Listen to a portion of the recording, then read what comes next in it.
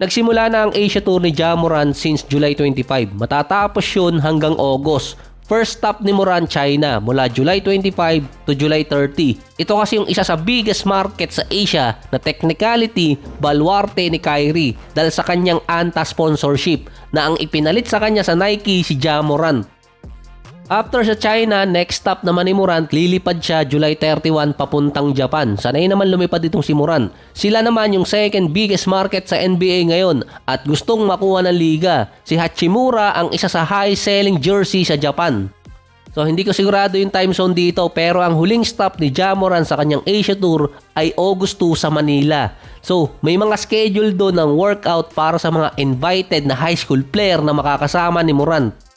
Magkakaroon din ng exhibition game o level during Manila visit ni Ja Morant na ang Nike ang isa sa mga sponsor. Pinopromote kasi niya yung bago niyang release na sapatos sa Nike na meron tag price na $125 or mahigit 7,000 pesos.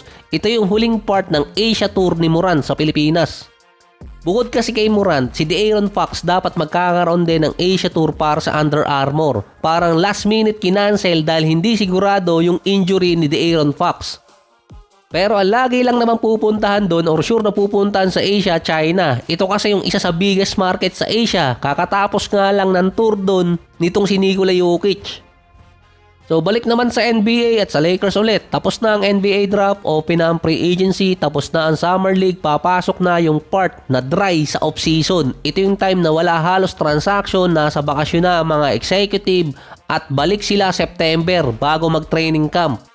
Dahil ang pre-season mag-uumpisa unang week ng October. Base sa mga insider, doon pa lang di umano magkakaroon ng bigating trade. 4 na players agad ang sinay ng Lakers para sa Exhibit 10 contract. Ito yung mga practice player na meron agad sila bago pa lang matulog itong si Rob Pelinka.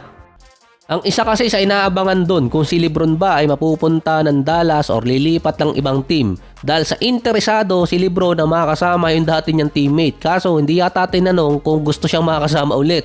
After ng report di umano ng Lakers na ang kinonsulta talaga para sa big man na kukunin ay si Luka. Ito yung particular kay Mark Williams. Dalawang teams yung kinukunin kay LeBron bukod yung Dallas, yung isa pa doon Knicks na sinabing wala silang interest kay LeBron. Loaded kasi yung lineup nila para ilagay pa si LeBron doon. Ang kulang talaga dito sa Knicks isang defensive center. Ito kasi yung wala sa kanila na nayari sila ng Pacers last playoffs. Ang Dallas naman, interesado kay LeBron kung mababuy out siya ng Lakers. Doon siya kukunin. Pero prior pa rin dyan, magdadalawang taon na si Commissioner ay binabanggit ang expansion team na ang dalawang potential team or city, Seattle at Las Vegas.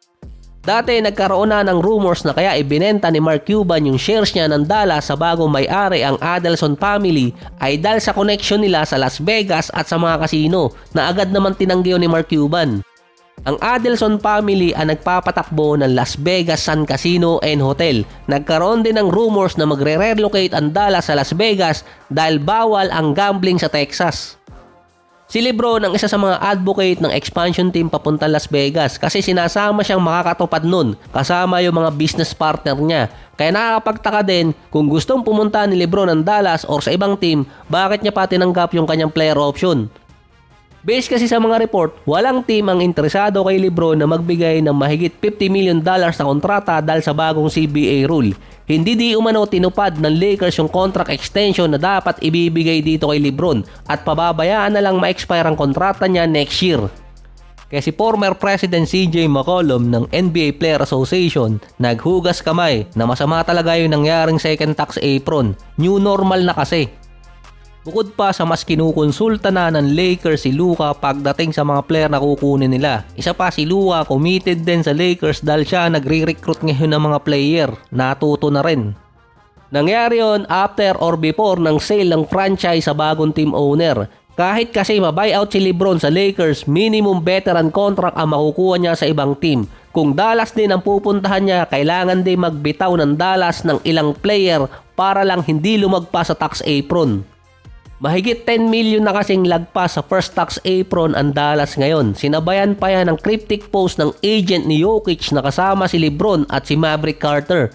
Kaya pala gustong pumunta ni LeBron ng Mavericks.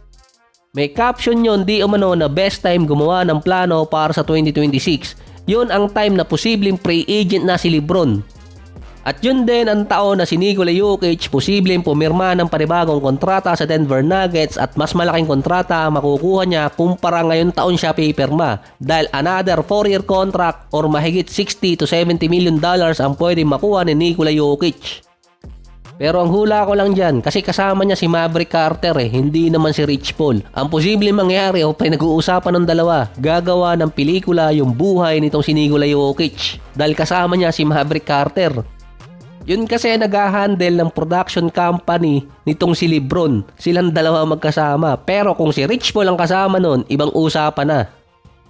Ang easiest way na makalipat ni LeBron ng ibang team next season ay kung iba-buyout siya ng Lakers. Dito malamang kunin siya talaga ng ibang team. Kapag kasi trade, kailangan pa rin magbitaw ng maraming players ang ibang team sa kanya para lang matapatan yung kontrata niya.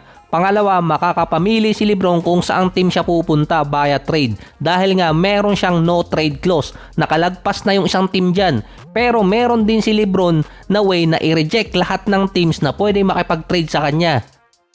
Pwede niyang manavigate kung saang team gusto niyang magpa-trade dahil pwede niyang i-decline or i-accept yung no trade clause na meron siya ngayon. Yun kasi ang problema sa LA.